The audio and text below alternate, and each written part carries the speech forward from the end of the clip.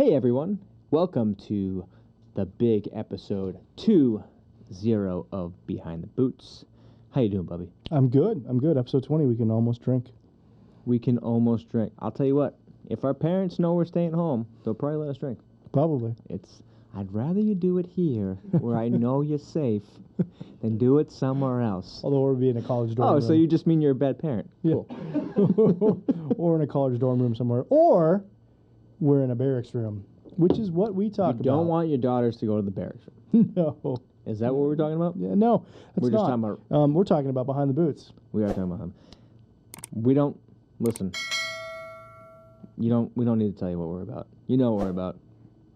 And I'll be honest, sometimes I don't even know what we're about. I never know what we're about. But if you want to have a glimpse of what we're about, you can follow us on Instagram and Twitter at BT Boots Podcast. It's going to be posted in the episode description. And as always, right? Yeah. But you've been following us for a while now. You've been paying attention. You've been following us on all the podcast platforms. You've been watching us on the YouTube. You know that we drink on this show, and we drink because that's where the stories come from. That's fucking news to me. We drink? Yeah, never heard of that. Never heard of it. Never heard of it. Nope, I haven't. But tonight we are drinking an American hard cider. It's called Stormalong, and it's from Massachusetts. It's actually from a little place known as Leominster or Leominster. Leominster. Leominster. Yes. But it's also from, Sherborne, Mass. So it's made in both places. But it's good. I like it. I like some cider sometimes. This is a good one. I liked it because it has a pretty heavy-duty cider, 6.5%. It is. It sneaks up on you. I picked it because it's legendary dry. It's almost like a champagne. It's champagne style. It tastes very champagne-esque. Right? Which is why I picked it for episode 20. 20. Yeah. Okay, we don't want to celebrate the fact that we're on 20, but we're on fucking 20 episodes here, people. And we're not stopping anytime soon. And we've got way more. Hold on, we're not stopping anytime soon. Right? Okay, no, we're good. Yeah, we're going to keep going. Yep. Yeah, so we've got way more in store, not only in this episode, but in the future. We're talking guests. We're talking more shows. I mean, we're talking. We're talking. That's what we're talking about. Possibility. Guests and more shows. Yep, that's it. Stay tuned, folks. Yeah, that's it. Yeah, I mean, that's what we're here about. Yeah, man. I'll tell you what. I'm enjoying it. It says it's a bittersweet cider, and I agree. Yeah, and if you read there's like a story behind. I'm not going to read that. I'll read that for you. You don't it's have a to. bittersweet cider. He's going to read it. Tannic, crisp, and complex. In an homage to Captain Alfred Bulltop Stormalong, known by New England legend as his greatest deepwater sailor of all time. Never heard of him, though. Never heard of him. But if you look deeper, it says, this cider is crisp and refined with a champagne-like character. There you go. So, champagne dreams and caviar hopes, whatever. You basically just shit on Captain Alfred Bulltop Stormalong without even... Never heard of him. Yeah. Fuck, I'd never heard of him. Yeah. Legend? Never heard of him. The greatest mariner of all time around these parts, the only one I know of. Morton's Fisherman. Yep. It's Gorton's, I think. Whatever. Morton's the salt guy. Yeah, they both thing, fishermen. Fucking slickers. Yeah, whatever. Yellow slickers. Anyway, what do you say we get rolling here? We start talking about some behind the boots issues. We probably should. Okay. A lot of shit happens when you're overseas. A lot of weird shit. Sometimes some funny shit. And the cool thing about it is, no matter if you were like World War II, Vietnam, War on Terror, like, different settings, different times, same Joe. Joe never changes. Did you ever see that meme that had the guys in World War II with the bazooka, and they were like acting like it was a cock and they were fucking it, and like it was like fucking with it, and they're like, your grandfather, and it was like guys in the Global War on Terror with an AT-4 doing the same thing. AT-4, yeah. Like, Joe doesn't change. Joe never changes. And a lot of these stories start with, no shit, there I was.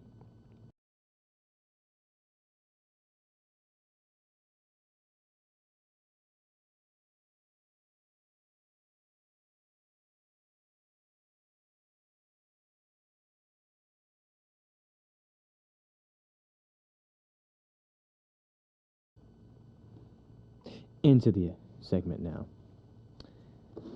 First story. Our last month of a 15-month tour in Iraq in 2009, a specialist in my unit got drunk one night. Yes, alcohol is contraband overseas. General Order Number 1. Yeah, I don't Bullshit. know. I don't know why you put that in a story. Like, we were doing something I wasn't supposed to. Well, actually, though, in the early days of Operation Iraqi Freedom, we didn't even call it one. It was just Operation Iraqi Freedom. Yeah, because there was nothing following. We didn't know. On the invasion, we didn't know there was going to be more. This is the show. This is it. I thought this was it. Yeah. There wasn't a General Order Number 1, and that's what convinced me to join the Air Force, is because they could drink, and they were bringing in pallets of that fucking shit onto the air base. And it was fucking bullshit. Number one big bullshit. Yep. Number one big bullshit. As Nikita Kucherov said, number one bullshit. So he got drunk one night, hopped into the company commander's MRAP, which is... always a good time. It's just a big old fucking armored truck. It's a bus that's up armored. It's a bus. It's a mini bus that has armor on it. Yeah. Yep. It's like a short bus with armor. Yeah, which makes sense for who drives it. And straight up drove out the gate of Camp Liberty and drove around Baghdad pissed drunk. I don't know how he got out, but he did. Finally, he returned to the gate where Ugandan guards discovered him in his PT shorts and without his Kevlar on. I love how out of all that, he's like, he wasn't being safe without his Kevlar. I'm going to assume probably he did not have a PT belt either. He probably didn't, which, correct me if I'm wrong. I don't know how he didn't hit an ID. Exactly. If he had the PT, maybe he... Nah, I don't know. If you have your PT belt on, folks, you can pretty much get through anything. Mm-hmm. PT belt and Kevlar. You can survive... Anything. Pretty much anything. Literally anything. Yeah, anything. It's facts. It's in the Geneva Conventions. Look it up. Mm-hmm. Look it up. Because you were in Iraq in the early years. Yes, I was. As we mentioned, I was in Operation Iraqi Freedom. Original. The OG. Anything? You guys were like invading, right? Like, what was that like? Awesome. That's it. I think that's one word. All right, next and actually, story. we weren't invading. Awesome. We were liberating. Okay, thank you. They asked us to be there. Punch and pie was served.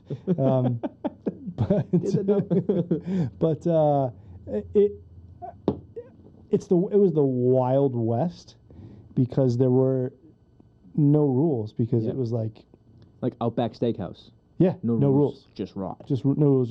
Yeah. It was good. But yeah, dude, it was fucking insano. Because. But you guys were in MRAPs. You guys were in we had 998 Humvees, right? With no doors. Yeah, exactly. Well, because it was hot. You're not gonna have doors. Yeah, like nothing. Yeah. No doors, no back ends, no covers. Yeah, just and matter of fact, in the assault down at Kirkuk, we didn't have any vehicles, so they went and flagged down Kurdish truck drivers. And we got in the back of a flatbed, semi-truck. You invaded Iraq in a flatbed? Yeah, just sat down on awesome. it. Yeah. Go that way. Talk about not planning it right. Yeah. Now what do we do? Fuck it. That should tell you what we thought of Iraq. You know what I mean? We'll just take them over. Should we equip the men before we send them? No, just figure it out. They'll figure it out. Just send them over. Yeah, it's all good. Yeah. Well, that happened fast. Wow. About 3 weeks? Oh, shit. Should we just occupy for the next 12 years? What 20 should we do now? plus years? Yeah. What do we do? Yeah, we'll just figure it out. Yeah, Fuck it. Yeah, what a fun time, though. I will tell you, there was alcohol, okay, because... What? I say, what? Wrong episode. But there was alcohol. It is... as Middle Eastern countries go, I believe that's the most American Middle Eastern country there is. They're not very conservative Middle Easterners. They like to drink, they like to party, they like to have a good time. And there were beer stores, and the little kids would run around and be like, Mister, Johnny Walker, I go get for you. What do you want? And we're like, nah, bro. Okay, give me this. If you could just... No, I don't want that. But okay, but seriously. But if you come back around this time, so it was available. It was I never partook as a... I wouldn't expect you to. As a barrel-chested freedom fighter. Mm-hmm. But I did say, like, the Air Force, they were allowed to drink initially. There was no General Order Number 1. It was weird. It's the good old days of war, man. Yeah, man. And then we just OIF 2 ruined it, and then OIF 3. It was just fucking. It wasn't even downhill. It was just off a cliff. Yeah, it's like when there shouldn't be a sequel to a movie, and then they just keep making 9. Fucking ruins. They just keep making 9 after Fast and the Furious. I was gonna say all about family, and then they fucking ruined it. So, that's what it was. Cool, man. And you know what's even worse is my brother was part of OIF 2, so I blame him. It should no. Yeah. Fuck that guy. Fuck him. He was an officer too, wasn't he? Yeah. Fucking lieutenant. Yeah, too. Ruined it. What a piece of asshole. shit. Fucking asshole. I haven't even met him yet. I hate him already. Ruined it. Just kidding. It's like Meatballs too. You ruined. I'm sure you're a very nice man. You ruined the war. You ruined the war. I was having so much fun in my war. You ruined it. Would you like to hear about a different war? Yeah. Okay. One in the past. Ooh. Well, they're all. So my grandfather told me a story of his brother during World War II. So it's a grandfather telling a story about his brother. Okay. In case some embellishments? In case people want to follow along. I know he fought in Normandy on D-Day, but I'm not sure if that's when this occurred. So this could also be like a family legend. Yeah. Yeah. It also could be a Blue Falcon story. I'll tell you why. It's probably not funny for a lot of people, but to me it is. But I'm not sure if that's when this occurred. So each guy was responsible for digging their own foxholes. So it definitely wasn't D-Day if they're fucking digging their foxholes. Well, I mean, it could have been like that night, like. Yeah, but it wasn't like the morning of invasion. Like 06 in the morning. Yeah, exactly. All right, that's a beach. Let's go. Yeah, exactly. So my great uncle digs his. Shortly after he finishes, they come under fire. Before he can get into his hole, someone else jumps into it, stealing it from him, and forcing him to duck behind some other form of cover. So that's where the Blue Falcon comes into play. This is where the funny part is for me.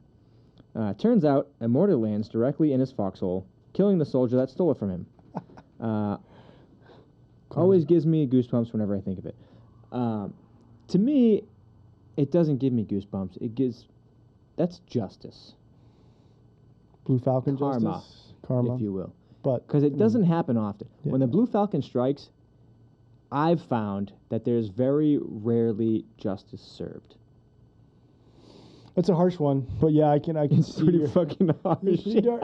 That's the harshest. Pretty dark. So, in the invasion of Iraq, we were assaulting down towards the city of Kirkuk, coming from the north, and it was basically like you have to fucking fight all day, and then you hunker down on the it was very traditional war, like the line stabilized. Yeah. And you would have to dig foxholes every night or dig fighting positions every night, and then wait it out and then attack the next day, keep going. And I had this asshole fucking first sergeant. He was the biggest fucking cockbag. Great dude. but no. He was a fucking legitimate asshole, right? Just to be an asshole. Yeah. And I mean, tactically proficient, whatever, but just fucking asshole. And all my guys were digging their foxholes, and I was a squad leader. So I'm going around, checking on all their shit, checking on all their positions. And then when I got done, I had to dig my fighting position. So I dug my fucking shell scrape, my ranger grave, whatever you call it, out, and it was already dark by that time. So you're not supposed to dig after dark, because it's quiet. You want to just fucking. Right. And so I dug as deep as I could for the fucking time, but I was out checking on everybody. He comes over and he's like, that fucking shit's not even getting you fucking dirty. He's like, you better fucking dig deeper. I'm like, that guy. just fucking asshole, dude. Yeah. Biggest fucking prick bag. Everyone knows who he was. Able Company, 2nd Battalion, 503rd, 2003-ish. Saying everything but this guy's name. Yeah, but just an asshole. But great guy. Great. Yeah, but it was just like, it was just a real gentleman. Yeah, like his fucking comments, like, that's not even getting you dirty. It's not even deep enough to get you dirty. And you're like, whatever, man. Whatever, cool. That's cool. You just hate him. Like, yeah. I'm gonna go back to. I'm going back now. You guys have fun in the dirt. Yeah. Whatever. Anyway. Yeah, man, that's fucking... Yeah, Karma's a bitch. Karma is a bitch. Sometimes bitch. she's a huge bitch. Dude, it's like, you ever, like, just think that you're like, fuck, dude, I gotta be careful because I'll get paid back for this. Like, you gotta, like, really... It's like how you act towards people, especially in those situations when you're, places where shit blows up. Like, that's true. Karma's a motherfucker. Karma is a motherfucker. Yeah. I'm glad that guy's grandfather survived. It's really sad someone else's didn't, maybe. Well, it's not someone else's anymore because they died before they could make a family. You don't know. You don't know that. Then they have an only child with a single mother now. Okay. I hope you're happy. Fair enough. Yeah. Horrible situation. You want to? Yeah. Would you like a quick hitter to cleanse the palate? Cleanse the palate. I had sex on the roof of one of Saddam Hussein's palaces. We've all been there. Who hasn't? Yeah. Who hasn't? Saddam Hussein lived gloriously, by the way. Jesus fucking Christ. Golden toilets, golden AKs, fucking golden fucking deuces. Yeah, everything. Yeah.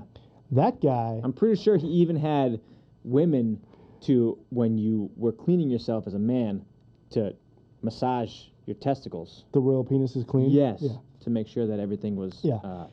Huge douchebag, but... Not a great guy. Lived a fucking life. Through the pain and suffering and tears of others. But... Yeah, what I mean... But the fucking palaces...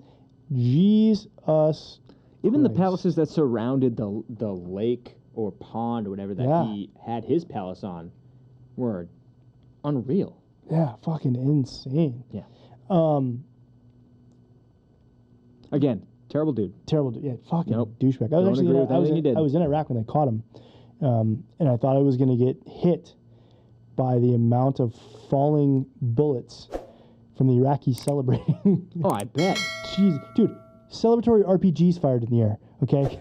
Well, that's not safe. They go up. They got to come down somewhere. They do have to come down. Yeah, but Jesus Christ, dude, that guy, fucking asshole. But the opulence, I believe is the word that this guy fucking celebrated with. The palaces that we lived for a little while on the Kirkuk airfield, which had part of the Olympic training center for like the Iraqi Olympic teams. Is that was that in Balad? No, this was up north. So it was like Balad was up north. Not Balad. It was further up in Kirkuk. Oh, okay. But I did go to Balad where they had some of that stuff too. They had some of the Olympic shit. They had a huge gym and a huge like pool. Yeah. And just fucking, you're like, where the fuck am I? This is crazy to me. Yeah. That they have this, and then there's like squalor and poverty like right outside the fucking. There was a huge pool and like a huge theater and shit like that in Balad. Yeah. It was. Yeah. Balad was fucking hot. Ugh. Yeah, it's pretty gross. Yeah, real gross. Real gross. Pretty gross. But yeah, that was it for no shit. There I was. Well, you again, we've talked about this quite a few times. The segments kind of blend together in some of the things. And when I picked Drunk 30 this time, I wasn't expecting for you to talk about, drinking in Iraq. I didn't specifically talk about or pick drinking in Iraq in this Drunk 30, but I did mention that it was available. Whiskey was available. Things were available. And when you think of, and I'm going to preface this with the U.S. Army because it's like, the nation's first. So when you think of the drink of the U.S. Army, what automatically comes to mind? First of all, just so we're clear, we're talking about Drunk 30. Yes.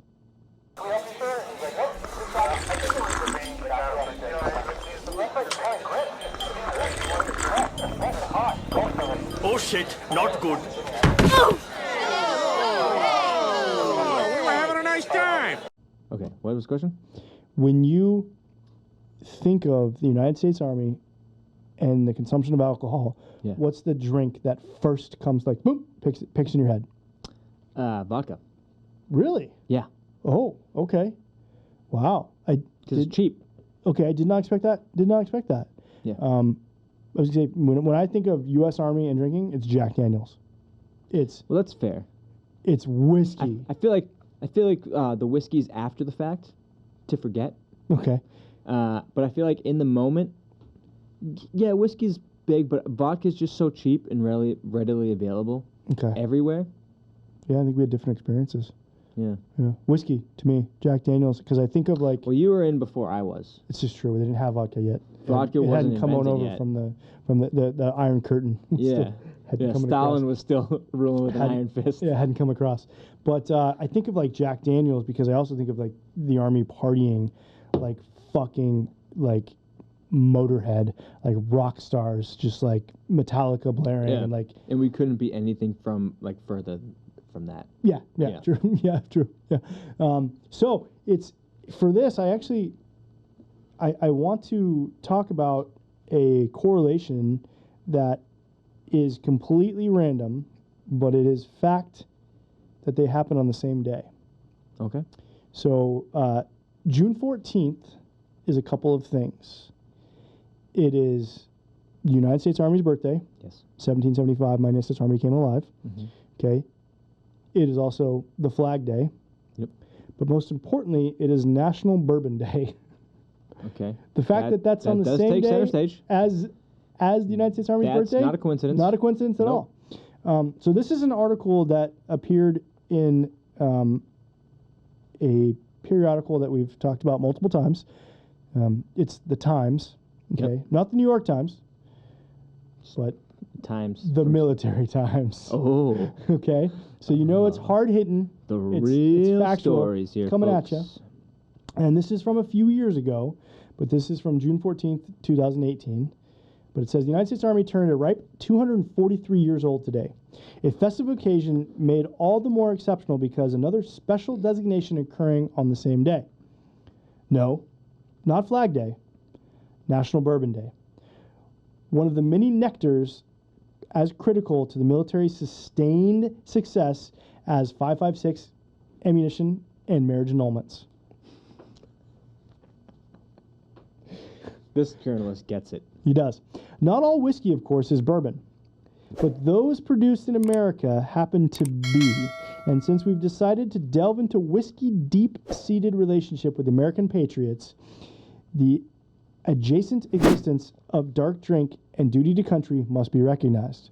So this is going to talk a little bit about the history of whiskey and United States military, specifically the United States Army. Okay.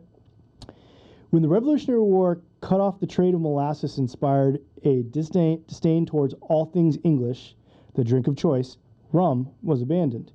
Whiskey quickly ascended to the throne of American spirits and subsequently entered the hearts of patriots everywhere. Very similar, right? We fucking threw tea into the harbor and started drinking coffee as a fuck you to Great Britain. Same thing with rum. If we had stayed, probably rum would be the national drink here. It was not whiskey, because rum was made all over New England, one thing. And it was very famous, actually. But we said, fuck you, we're not drinking that. We're drinking American drink, whiskey. Which is... It's funny because both of them is like... The drink is more bitter. You know, it's... If you think about it, it's less enjoyable. Yeah. It's like... Which is the American way. Yeah, it's like, fuck you, we're drinking something gross. Yeah, this is disgusting, but we're going to drink it anyways. Just as a spite. Yeah. So the word whiskey comes from the original Gaelic term, and I'm gonna say this in my version because there's the way they pronounced it or spelled it out was really bad. But it's Ishkabaha, which the way they pronounce it is really bad. Wouldn't that be? No, they spelled it wrong. But having been to Scotland and Ireland and doing the research, for this podcast, the word is Ishkabaha, which translates to water of life. So whiskey is water of life. Scour the annals of U.S. military history and evidence. Annals. It's actually not, but U.S. military history and evidence of whiskey-induced intoxication is littered throughout it. It's the military's water of life.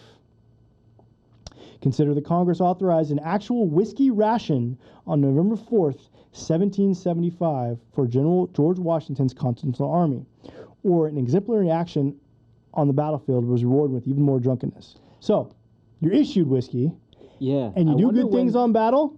More whiskey. Battle, more whiskey. I wonder when that stopped. Yeah. What year did they say they did that? That was November 4th, 1775. It probably stopped November 5th, 1775. Well, you know what's funny, and this is a little more history for you. November 10th, 1775, the U.S. Marine Corps was invented. So that's what happened. So they're like, nope, we're done. They stopped it. They started it November 5th, 1775. Stopped it on November 9th, 1795. Like, nope. Because people were getting too drunk. And then the people who were like, fuck that, I'm out of here, this is bullshit, they started the Marines. Yep. November 10th, 1775. Now the timeline makes sense. It's all, yeah. It all makes sense. It's all fucking, it's like computing, you're like, it's all coming together. Yeah, no, it all makes sense now. It's like Lost. It's all I still have no idea what Lost is. Neither do I. Never. No idea. So in 1794, an uprising of distilleries and farmers in Pennsylvania threatened revolution again because of a whiskey tax enacted by the government.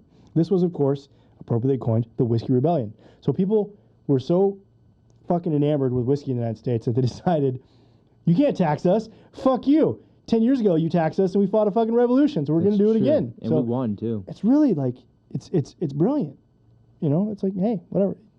You're going to tax me? Guess what? Fuck you. Fuck you. All right, so I'm going to skip forward here a little bit, but basically in the 1800s, America was this huge country that needed to be explored, and they sent these people called Lewis and Clark. Well, never heard of them. Lewis and Clark actually took whiskey with them because it was a very big part of how they could get people to come with them to go explore across the fucking country. We got whiskey. We got whiskey. Well, fucking, why didn't you say so? Sign me Why up. didn't you start off with that? Yeah, exactly. Decades later in the Civil War, the drink would be used by medics to treat patients, employed to quell nerves of soldiers, and most commonly, heavily consumed during breaks in the chaos. So this is why the life expectancy has greatly increased over the years. Because they were just chugging. We're not using whiskey to treat whiskey, anyone anymore. I love you said they're going to use whiskey to treat people. Mm-hmm. I mean, I still do, but you know. Gunshot wound? Yeah. Take a shot of whiskey. Take whiskey. So, as a matter of fact, President Abraham Lincoln developed an appreciation for the drink while valuing the military tactics of Union General Ulysses S. Grant, a man of renowned drinking ability. So, in case you don't know it, research U.S. Grant. He was a drunk. Aren't we all? Yep. So he basically said that without the effects of whiskey, that Grant wouldn't have been able to be such a genius on the battlefield to end the Civil War. Makes sense to me. Okay. So fast forward today, whiskey remains the prominent alcohol of choice for Americans, especially among those serving the armed forces. Obviously not for you, who mentioned vodka, which leads me to believe you're probably a Russian implant. Yes. Into the... I am. Da comrade. Yeah, da comrade.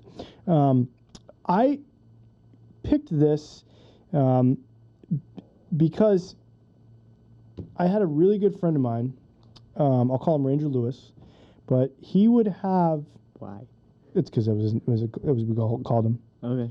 But he lived off base. He was a member of the E4 Mafia, which we talked about in a previous episode. Yep. I remember that. He was just like it was today. Yeah, hardcore member of the E4 Mafia. But he would have not the fifth of Jack Daniels, but like the gallon. The barrel? Like the he just rolled around with like a barrel. But like the big ass fucking, like the, what is it, like a liter and a half or what, like the really big fucking liter cola in his fridge. And we would go to his house, 'cause he lived off base in Italy. Yep. We would go to his house. He would be fucking just chugging out of that thing pre-gaming as we would head out. And it was like the anthem for like the American... What was his name again? Ranger Lewis. Ranger Lewis? Yeah. He had a problem. Yeah. But... A real problem. Brilliant. The guy was steadfast in wartime. So this is perfect, right? Steadfast in wartime. Couldn't even shake. Wasn't even shaking anymore. But I just felt like... I mean... I've had so many different types of whiskey, and it's just kind of always around, and like every little group had their own. Like some guys drank Jack Daniels, some guys drank Jameson was a big one. Do you, like, how prevalent was just alcohol all the time? It was always there. Yeah. It was always there. I don't know. I don't know, man. Like, I don't know why it was always there. It just Because was. we acted stupid no matter what Yeah. state of mind we were. High on life, and you didn't need. I guess. Yeah. Didn't need booze. Fuck, we had it though. Yeah. But it was just I could always sense it was alcohol is, I'd say, about 75% of my memories from being involved with alcohol. So I have a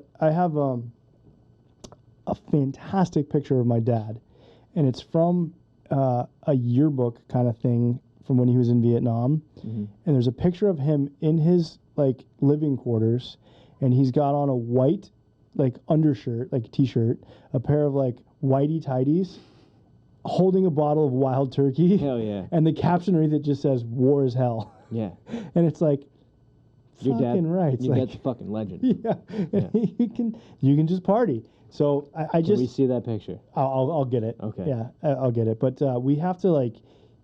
What really bothers me too is like every war in history, just some of these we talked about, has this for the American soldier, and I think we're really doing a disservice to our troops overseas now by not allowing them to have release like that, even if it's not to get shit faced, right? But like you're taking away their rights to drink, and like, come on, Jack Daniels, let's get that shit back out there to them. Let's get it over there. Like, yeah, it's fucking crazy, man, crazy. Anyway, I didn't mean to get all political. I say we start a movement. Start a movement. Yeah. Yeah. Poncho liners and alcohol. Yep. Whoobies and booze. Yeah. Yeah. Just, I mean, you're already in a shitty situation eating What are we fucking gonna call it? country captain chicken. So let's fucking What are we gonna call it? whoobies and booze. I think we should make a T-shirt. All right. It's whoobies and booze Whoobies and boobs. and booze. And booze. Whoobies and boobs and booze. I thought we were talking about boobs this whole time. No, booze. Two O's. Booze. Z-E. Z-E. Oh. As our English. Well, I have a different stance on that. Okay, sorry. We'll go. So, whoobies and boobs and booze? Yeah, that's fine. Okay, cool. We're on the same page. In that order. In that order. Yeah. Okay. Well, usually, booze leads to boobs under whoobies. So, That's fair. it's a fair point, right? That's a fair point. Okay, we'll just go with whoobies, boobs, and booze. So, booties? Whoobies, boobs, booze, and booties. Write that down. Bringing it back. Yeah, so there we go. Oh, Drunk 30, the history of whiskey in the U.S. Army. You know where there's none of those things anymore? There's no whoobies anymore. There's no boobs there. And there's no booze there. Basic training. So we're going to get into some boot camp battles. Yeah. I like these ones. These are good because they're so... Wow, man, that is legendarily dry. It is, yep. Yep. It is. Mm. I'm parched now. That's how dry it is. Anyways, it is... The stories from boot camp are so fun because they're so young. They're so full of... Innocence? Hope and innocence. And in just a short 10 weeks, it just... gets Disappears. sucked from you. Yeah. And It's the big green weenie on reverse. It's sucking. Yeah, I guess. But it's like I'd say it's like a tsunami, right? Because it's got to suck away. That's how before it pulls it all out. Yeah, it pulls it all And out it's and like- then just rams it right into you. Yep. That's boot camp. That's it. And you're done. And then 20 years later, you're looking back in your life And your family saying, shows up and you're in your dress uniforms and and you you're graduate. like, everything's fine. I'm really happy to be here. I just love it. Would you like to hear some stories? Oh, dude, boot camp stories. I maybe I am getting older, but Yeah. I get a chuckle at everything boot camp these days. Like Yes. one of my former soldiers, he's now in E7, who's on the trail as a drill sergeant at Fort Benning, and he posts some of the funniest fucking pictures like recruits like doing stuff, and it's so funny to see, because I'm like, I see it from his perspective now, and it's like I just it is way man. funnier when you're on the opposite side. Yeah. So one of the funniest things I've seen was at basic training last year. There was a kid about 18 that did not want to be in the Army for whatever reason. I love how he says he didn't want to be for whatever reason. That's probably all the reasons. There's lots of reasons. Yeah, it's probably all the reasons. He wised up to him a lot faster than everyone else. Aha! On our first PT test, he failed miserably and complained that he had shin splints. After that, he was put on profile and given crutches. Yeah, we've all been there. Have we? No. Okay. He stayed with us all the way to the end of training, but the last few weeks, we were all sick of having to carry his weight around. Well, on the last Sunday, we were all signing out to go to church, as is tradition. As is tradition. I don't know what was said, but all I remember is Little Tink Tink, which is what they called this guy, which is a normal nickname for crutches, Tink Tink, turning around and going ape shit on one of the quietest guys in my platoon. He was swinging his crutch baseball style, hitting everyone in sight. He knocked out 3 guys and gave 2 others stitches. He was later arrested, and no one heard anything else about him. What the fuck? Yeah. He now is a successful CEO. I know. He now runs Facebook, actually, believe it or not. Crazy. Oh, wow. I remember like all right, so my memories of basic training are like scattered, because like I don't remember everything, right? Like I told you, like it was a long time ago. It was. I remember like 2 times going to the chow hall. Like I remember like specific things that happened, right? Yeah. Like I don't remember every day, like how we did it, like all that shit. But I remember some fucking people freaking the fuck out and like trying to go AWOL from basic because they couldn't handle it.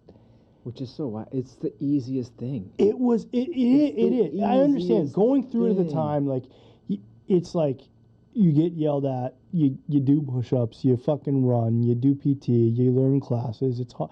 But it's like,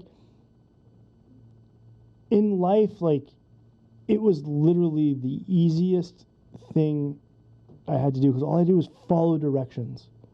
Yeah, like, they didn't. It's so easy. They weren't even mad if you couldn't run as fast as they wanted you to. Yeah, you just had to run. Yeah, just do it. You just really had to run. That's all you got. It was like you just had to do the sit-ups when they were watching you. Like when the drill sergeant turned, you stopped. Like, exactly. Yeah. Exactly. But I don't know. It's like I just like I don't consider myself like a very strong-willed person, but what like. Okay. I don't. I'm like, whatever. I'm lazy as fuck. But like, that's true. Everyone knows that. Yeah. One thing I always say. Yeah. But I've heard that many times. You have? No. But like, I don't understand why some people like. What's going through someone's mind to be like, I'm gonna pay attention to the recruiting commercials. Yep. I'm gonna go into a recruiter. I'm going to research, whatever it's through a brochure or online now. Whatever. Like, this is what I'm gonna do. And then you're like, this is not what I'm going to do. I'm out. Fuck this shit. Yeah. You wasted a lot of time and a lot of money. Yeah. By doing that. Yeah. But hey. You know who doesn't care, though? Is the recruiters. They already got you down to basics. They got the credit. Quota. They got the credit. They're like, well, not our problem. Sleazy fucks. Not my problem. Exactly. You know who you are. You know exactly who you are, Red Shorts. Would you like the second story? Send it. Okay. I had the pleasure of witnessing this one myself. At the end of the chow line at the MTIs, Air Force, at the end of the chow line, the MTIs have a table called the Snake Pit. The MTIs randomly pull out trainees and question them on stuff we're supposed to know. One day they pull out one poor sap from our brother flight. It went roughly as follows. Trainee, what is the insignia of a full bird colonel? The trainee says, the insignia of the full bird colonel is the bird, sir. What type of bird exactly? Permission to adjust, sir? Adjust. The trainee then proceeds to set down his tray on their table, puts his hands in an Egyptian pose, with both hands outward, turns his head to the side, like this, sir. That's actually spot on. Which is fucking, yeah, it's perfect. Yeah. It's exactly what they look like. It's the funky But chicken. it's like this, like this. Nope, 2 hands up. 2 hands up. Imagine if the bird looked like this. That bird's not going to fly.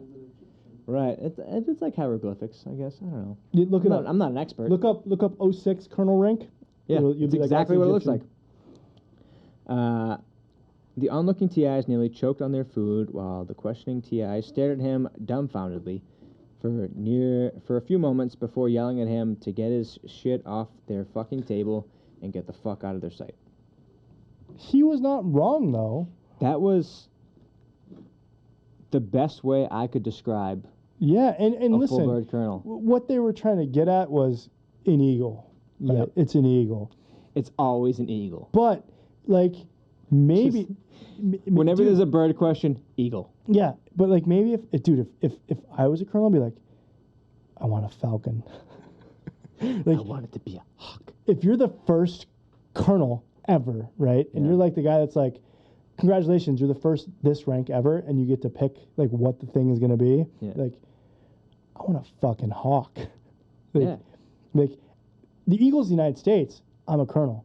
This is me. This is me. I'm a hawk. I'm a bird colonel. Is I'm what they a call it, bird, right? yeah, bird full colonel. bird. Fucking hawk. Who was the jackass who chose a fucking oak leaf? Yeah. Where does that come from? Like, How do you go from a leaf to a bird? yeah. Anyways. Where does that, like, obviously the colonel was like, I fucking trump all you assholes. I'm a fucking, that's the only thing that's like an animal in any of the ranks. Yeah. Like, everything else is stars or oak leaves or like, colonels are like, I got this Yeah, shit. fuck off. Yeah, fuck off. Yeah. I'm a fucking bird. Fuck off with Yeah. your anonymous shapes. Put an oak leaf. And they were like, not even cool enough. Like, we're going to do the same rank, just different color. You know how a major's gold? Well, we're going to be black. We're silver. And isn't gold higher than? No, theirs is bronze. No. It's This really is not bronze. gold, yeah. It's really not bronze. It's really, yeah, dude. Weird. How where did those come from? I don't. I can understand I like don't know. stripes for sergeants because it's like progression. I get, but I mean, like I could do the research, but I'm not gonna. yeah, I'll do that. Yeah, you probably will. I'll figure that out. Okay, fuck it. Tune in anyway. next week. Yeah. Anyway. Yeah. So that was boot camp battles. Listen. Permission to adjust. Go ahead, airman. Adjust. Go ahead, trainee. Permission to adjust. That's. I mean. That's a broad request. Yes, because when you said, like, I automatically thought he was gonna like grab Whip his out junk, his dick. yeah, and like move it from left to right or like whatever. But like, I don't know how I'd make I an eagle out of only that. so I have to like plead the fifth on this because I only saw, having been in the Air Force, I only saw Air Force basic training from like a short distance Yeah, because I didn't have to go through it correct. because I went through a real course when I was in the Army. And they're basically like, oh, yeah, you're good. You're good. Fucking You can jab actually in the teach air. it if you want. Fucking stab in the Air Yeah. Force in the back So, for no goddamn reason. I had to go through a different course, but I was at Lackland where they do the basic training, and it just seemed so crazy to me, the stuff that was happening. Like, their shit was dry cleaned, and like, Yeah, it's and it bananas. was only 6 weeks.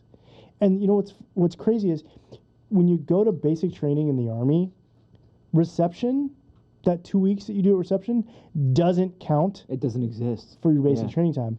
It counts in the Air Force. So what, they have a month of just like the month of training?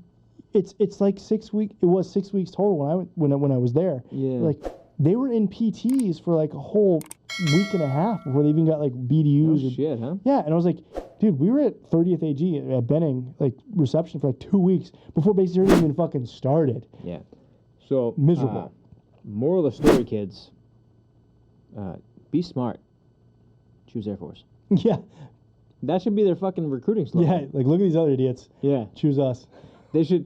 The recruiting commercial should be just the stupid training and shit that every other branch should go through, and then just show just The Air Force. someone sitting in an Air Force chow hall. Be like, They fucking munch on a fucking lamb chop or something. yeah, I would no. All they had to do was show what the Army, Marine Corps, and the Navy consider a chicken cordon bleu, and then what the Air Force considers chicken Which cordon is bleu. actually chicken cordon bleu. Yes. Yeah. Like you can see the real chicken in the back. Yeah. Plucked. You can see our paid for chef. But here's the deal, though, is that it doesn't matter what branch you're in. There's fucking idiots. And I agree. this mail call highlights that to the extreme.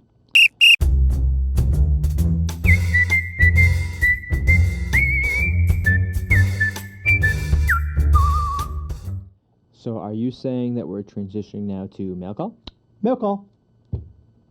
Good. Okay. So this is sent in by Checked Anonymous. Okay. I do know this person. Solid person. Solid airman. Okay. Big fan of this person. This person was a canine handler with Air Force Security Forces. It's a pretty sweet job. It is. This person allowed me to get bit by the dog while wearing protection. Yeah, it was pretty. You always have to wear protection. Pretty Especially crazy. if you don't know the dog. Yeah, exactly. Yeah. You don't know where that dog's been. Exactly. It's fucking crazy. You don't know where that dog's been. Exactly. Going from port to port. Exactly. Fucking sailors. But so stand-up person.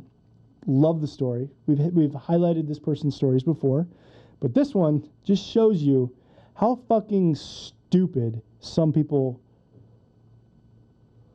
are that go to recruiting offices and get through the fucking pipeline and graduate basic training and end up in the fucking Starfleet.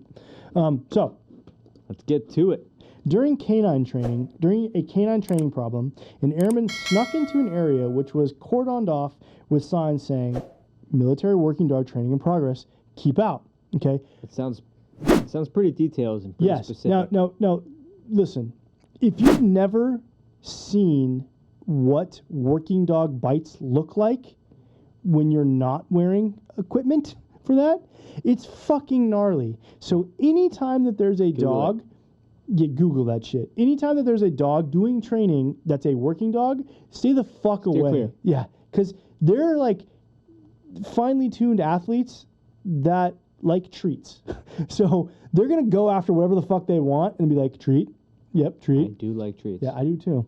So, and I'm a finely tuned athlete. Okay, so there was a narcotic. Why'd you laugh at that? There were narcotic drugs planted throughout the building for the dogs to locate, and the airmen located.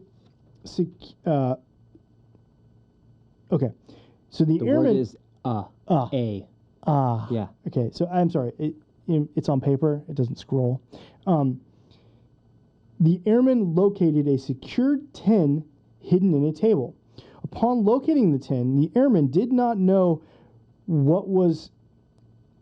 I'm sorry. Do you want to finish it? No, it's okay. Upon locating the tin, the airmen did not know what it was, so out of curiosity, decided to break the seal of the tin labeled MDMA and see a substance. Yeah, he didn't know what it was. Bullshit. That dude was looking to party. Yeah. He then proceeded to smell the substance. Yeah. And then... I didn't know what it was, sorry. And then... Fuck off, bro. Lick it. Yeah, that dude knew exactly what it was. When confronted for being in the training area and opening this training aid, the individual was asked why he would open and lick something that is sealed, and he does not know what it is. He stated he always does that when he does not know what something is. What the fuck? I just picture this dude like sniffing and licking everything he sees. So picture that. I can like picture this, right? Like an Altoids can with no labels. Yeah. Just with like with like block letters, just MDMA on it, and he's like, "Well, I don't know what that is." He knew exactly what that was. This guy wanted to fucking roll. He was like, this guy "Hey-o." was missing the good old days. So I was so speechless, which is funny because this person is like, they can speak. I was so speechless, I didn't know what to say other than sit right here and don't move. So keep in mind, this person is also like not the airman, but this person's a canine handler. It's a cop. Yeah, you fucking grab some glow sticks and you listen to some techno. Yeah, like what would Yager do? Red-blooded and you American. fucking roll with it. Exactly. I then walked over to my unit and got my commander and OPSO. They were just as speechless. Well, Airman, if you're listening, I want you to write in and tell us about the trip that you were having. Yeah, man, let me know. Because you met MDMA and then seeing the dog. I mean, whoa. Because how long ago was this, you think? I'm just trying to... 6-7 years. All right, so I'm just trying to figure out if it's pure MDMA or if it was cut with something. Well, so it's probably cut with some shit. It probably was, because they get their stuff, like, from probably stuff they confiscate. Yeah. And it was probably came from, like, the OSI on base. Yeah. Like, they got it, like, whatever. But, like, there's so many things that's like, okay, see a sign, military working dog training in progress. Don't enter. You enter, okay? You're in a building where there's a dog training. These are fucking fur missiles. That's a great fucking description. Like, they're, like, locked on and they're fucking going. Like, have you ever seen them, like, the videos of them going through windows and shit? Yeah, like, just, like, grabbing? Yeah, dude, like, they're awesome. The only way I can describe them as animals, which is fucking stupid because that's exactly what they fucking are. But they're just looking at you like, I'm going to fucking rip your throat out. Yeah, and there's nothing you can do about it. This person told me no. Yeah. I'm going to do it. She's the only one who can tell me no. As soon as she fucking turns her back, I'm going to rip your fucking throat out. So it's like, so you got these things, and then you're like, what's that? Wait a minute. This smells and tastes familiar. Yeah. And then you're like, whoa! I didn't know MDMA stood for Molly. What? What? What? Huh? My bad. What? Stop fucking yelling at me, man. You're fucking ruining my trip. Do you think that person's still in the military? Yeah, probably. Probably. They're probably a fucking whatever. They're probably a chief master sergeant. Yeah, whatever. Like, this one time, it was crazy, man. Dude, check it out. So I was going through this thing, and they said, "Do not enter dogs." So fucking whatever, dude. So dogs. Like, I went what are dogs, man? I love dogs. Like, yeah, whatever, dude. You're a dog. So I walked in there, and I was like, "MDMA? What is that?" So I was like, "Oh no! I might as well sniff it to see if it's cool." It smelled good, so I licked it. Yeah, it smelled great. So I tasted it. Tastes like shit, by the way. Yeah, thanks for that story. That's fucking funny though. But that goes to show you that even in the Air Force, there's dummies. Yeah, you don't get the brightest sometimes. But, that's true. Yeah, that's hey, dude, getting bit by those dogs though, fucking crazy. You like they drag you to the ground. It's a fucking missile. Yeah, it's like. Whew. Yeah, it's pretty cool. Yeah, that's what they're trying to do. Yeah, like trying to kill you. Yeah, yeah, cool. That's one job I wish I really could have done if it's like a pure MOS, like been like a fucking dog handler. Hell yeah, would have done that. Been like a dog handler. Dogs right now. Yeah, left and right, short dogs, big dogs. What? Sounds pretty weird when you say it like that. I'll be honest. It does. That's why. Anyway, that's the episode. Episode 20. Yeah, we'll leave on that note. That sounds like a great note. But seriously, go Google dog bites. Working dog bites. It's crazy. But listen, thank you for those of you who listened. Yes. And realistically here, honestly, 20 episodes in, thank you for those of you that have been supporting us. Thank you for those of you that have sent in. Absolutely. You sent in mail calls. You've followed us. You've liked. You've subscribed. You've told your friends. We see it on social media. You've commented. Like, can I tell you an awesome story? Yeah. So, 4th of July weekend. Familiar with it? It was. Have you heard of it? I have. It's like a big holiday. Yeah. It's a pretty big holiday. Canada is July. So we have like a big family get together up at our family camp. So. Did you guys drink a certain type of champagne up there? For those types Asti. Yeah. There you go. Not? Yes. How'd you know? Yeah. Anyways, I remember. So we're having our big fucking family get together. I'm handing out fucking behind the boots stickers. And McGillicuddy's out of your backpack. No McGillicuddy's. My family knows that trick. They're not going to fall for it again. So I'm handing out to my uncle, and he's like, "Oh, that's awesome, man! Like I'm gonna fucking listen." So he listens to it, and I see him 2 days later. He comes up to me, he looks me in the eyes and shakes my hand, and was like, "Great podcast." He goes, "You have a fan for life," which is fucking awesome. That is pretty cool. I like that, and that was a fucking great moment. Yeah, that is. Yeah. Not a veteran. Non-veteran. Nice. His son is a veteran, though. Okay, cool. Yeah. Those are the best. Like, there's quite a few people that have mentioned to me, like, look, I'm not a veteran. I don't know if I'll get them. Like, no, trust me. It's like it's nothing that you won't get because we will dumb it down. Not for you. We have to dumb it down for the military people that are listening, but not for the civilians. Because if you don't dumb it down, I'll have no idea what you're talking about. And if I don't dumb it down, I'll have no idea what I'm talking about. So we dumb it down to the lowest common denominator, which is the E1s through E3s that are serving. So thank you. Thank you, guys, for listening so far. And please, if you do like what we're doing, spread the word, like and subscribe to our YouTube page, and to anywhere that you have access to podcasts. And a big thank you, huge, as always, to almost as big as his penis, Big Dick Nick, the Wilco Media business card carrying crew. Jesus. And everyone that makes this show happen. Yes. We have a fun job. Well, yeah. I'd imagine their job's not as fun. I mean, we make it look good anyway. We make it look great. They make it look what do they better. do? What, like 10 minutes of editing? Come on. There's probably like 6 days of editing. Listen.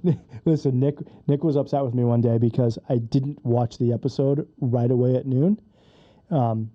He was very excited because one of my segments... Because it was a fucking great episode. Exactly. And he had spent like hours on the stuff for the segment that I was doing. So if you haven't... Listen. Fuck Big Dick Nick for wanting to, finally see the fruits of his labor.